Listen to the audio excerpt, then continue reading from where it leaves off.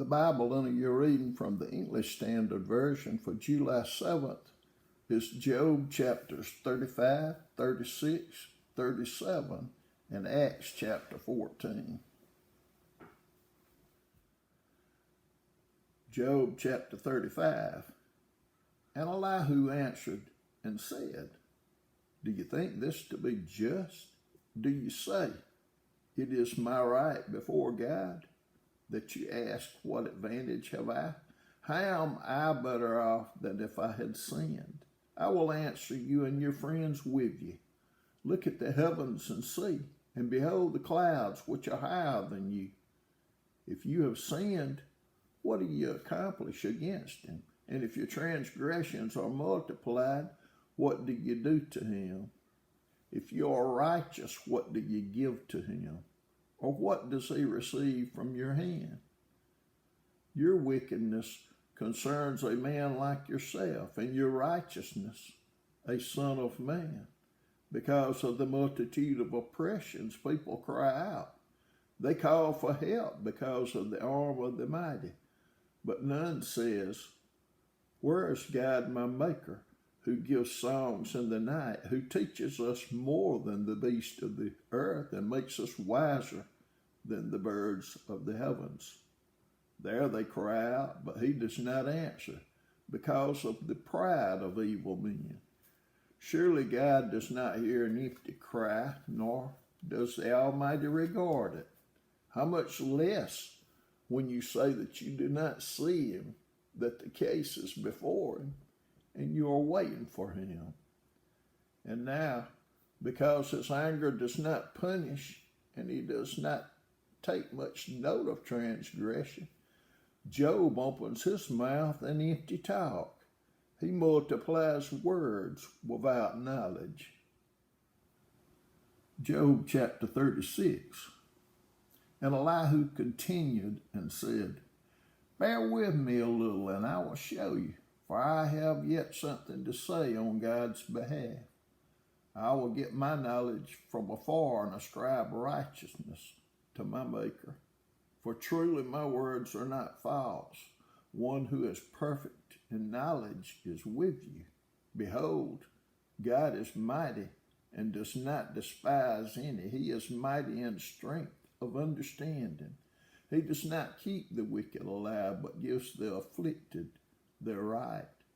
He does not withdraw his eye from the righteous, but with kings on the throne he sets them forever, and they are exalted. And if they are bound in chains and caught in the cords of affliction, then he declares to them their work and their transgressions, that they are behaving arrogantly. He opens their ears to instructions and commands that they return from iniquity. If they listen and serve him, they complete their days in prosperity and their years in pleasantness. But if they do not listen, they perish by the sword and die without knowledge. The godless in heart cherish anger. They do not cry for help when he binds them. They die in youth, and their life ends among the corrupt prostitutes. He delivers the afflicted by their affliction and opens their ear by adversity. He also allured you out of distress into a broad place where there was no cramping, and what was set on your table was full of fatness. But you're full of the judgment on the wicked. Judgment and justice seize you. Beware lest wrath entice you into scoffing, and let not the greatness of the ransom turn you aside. Will your cry for help avail to keep you from distress, or all the force of your strength? Do not long for the night when peoples vanish in their place. Take care. Do not turn to iniquity, for this you have chosen rather than affliction. Behold, God is exalted in his power. Who is a teacher like him? Who has prescribed for him his way? Or who can say, You have done wrong? Remember to extol his work, of which men have sung. All mankind has looked on it. Man beholds it from afar. Behold, God is great, and we know him not. The number of his years is unsearchable, for he draws up the drops of water. They distill his mist and rain, which the skies pour down and drop on mankind abundantly. Can anyone understand the spreading of the clouds, the thunderings of his pavilion? Behold, he scatters his lightning about him and covers the roots of the sea. For by these he judges people, he gives food in abundance. He covers his hands with lightning and commands it to strike the mark. Its crashing declares his presence. The cattle also declare that he rises. Job chapter 37. At this also my heart trembles and leaps out of its place. Keep listening to the thunder of his voice and the rumbling that comes from his mouth.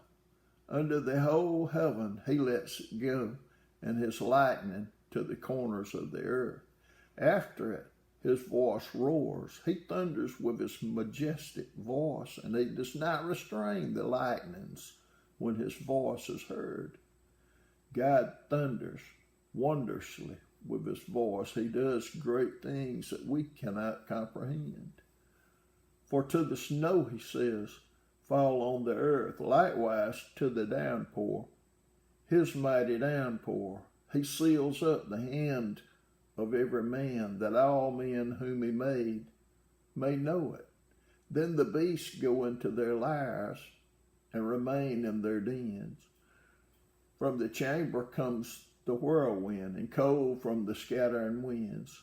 By the breath of God ice is given, and the broad waters are frozen fast. He loads the thick cloud with moisture. The clouds scatter his lightning. They turn around and around by his guidance to accomplish all that he commands them on the face of the habitable world. Whether for correction or for his land or for love, he causes it to happen. Hear this, O Job, stop and consider the wondrous works of God. Do you know how God lays his command upon them and causes the lightning of his cloud to shine? Do you know the balancings of the clouds, the wondrous works of him who is perfect in knowledge? You whose garments are hot when the earth is still because of the south wind. Can you, like him, spread out the skies, hard as a cast metal mirror? Teach us what we shall say to him. We cannot draw up our case because of darkness. Shall it be told him that I would speak? Did a man ever wish that he would be swallowed up? And now no one looks on the light when it is bright in the skies, when the wind has passed and cleared them. Out of the north comes golden splendor. God is clothed with awesome majesty. The Almighty, we cannot find him. He is great in power, justice, and abundant righteousness. He will not violate. Therefore men fear him. He does not regard any who are wise in their own conceit. Acts chapter 14. Now at Iconium they entered together into the Jewish synagogue and spoke in such a way that a great number of both Jews and Greeks believed. But the unbelieving Jews stirred up the Gentiles and poisoned their minds against the brothers. So they remained for a long time, speaking boldly for the Lord, who bore witness to the word of his grace, granting signs and wonders to be done by their hands. But the people of the city were divided. Some sided with the Jews, and some with the apostles. When an attempt was made by both Gentiles and Jews with their rulers to mistreat them and to stone them, they learned of it and fled to Lystra and Derbe, cities of Lycaonia, and to the surrounding country. And there they continued to preach the gospel. Now at Lystra there was a man sitting who could not use his feet. He was crippled from birth and had never walked. He listened to Paul speaking, and Paul looking intently at him, and seeing that he had faith to be made well, said in a loud voice, "Stand upright on your feet." And he sprang up and began walking. And when the crowds saw what Paul had done, they lifted up their voices, saying in Lycaonian, "The gods have come down to us in the likeness of men." Barnabas they called Zeus, and Paul Hermes, because he was the chief speaker. And the priest of Zeus, whose temple was at the entrance to the city, brought oxen and garlands to the gates and wanted to offer sacrifice with the crowds. But when the apostles Barnabas and Paul heard of it, they tore their garments and rushed out into the crowd, crying out, "Men, why are you doing these things? We also are men of like nature with you, and we bring you good news that you should turn from these vain things to a living God who made the heaven and earth and the sea and all that is in them. In past generations, he allowed all the nations to walk in their own ways. Yet he did not leave himself without witness, for he did good by giving you rains from heaven and fruitful seasons, satisfying your hearts with food and gladness." Even with these words, they scarcely restrained the people from offering sacrifice to them. But Jews came from Antioch and Iconium, and having persuaded the crowds, they stoned Paul and dragged him out of the city, supposing that he was dead.